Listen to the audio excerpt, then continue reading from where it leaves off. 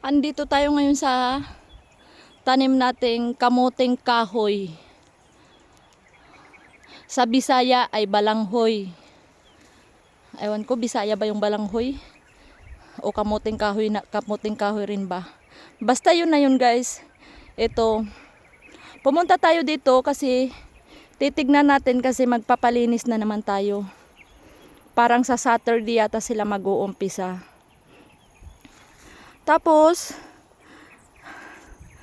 butas na naman yung bulsa natin nito, guys, kasi malaki-laking pera na naman yung gagastusin natin dito kasi sobrang taas ng ano niya, ng damo. Mas mataas pa sa balanghoy.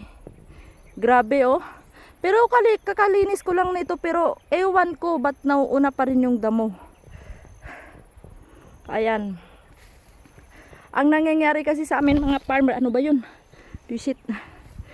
Ang nangyayari kasi sa aming mga farmers, guys, ganito kasi yun. Yung na-harvest natin dito sa farm natin na ito, yan. Yung na-harvest natin dyan, ay yun din yung ginagamit natin. Pangpuhunan na naman dito. Yung kinita natin dun sa kabila, dito rin yung bagsak nun.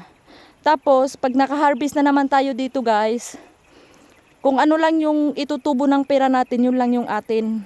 Minsan pa nga nakakapag ano tayo tapal. Kasi napipilyor yung ano natin, tanim natin. Yung haharvestin na naman natin dito, guys, yun na naman yung gagamitin natin sa susunod na naman nating pagtatanim. Ganun lang yung nangyayari. Kaya hindi basta-basta kumita ng pera, guys. Ang hirap, sobrang hirap. Sobrang hirap kasi kung hindi rin mo rin yun gagawin, anong mangyayari sa atin, di ba? Wala.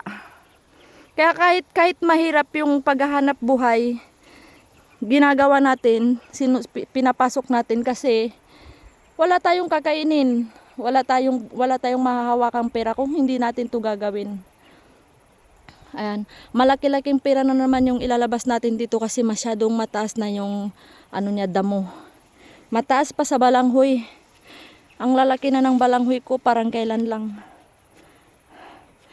1 year natin tong binubuhusan ng pera bago tayo magkakapera. Siguro mga 6 months na yata yung balanghoy natin. Kaya mag-aantay pa tayo ng 4 months bago tayo magkakapera. Ayan.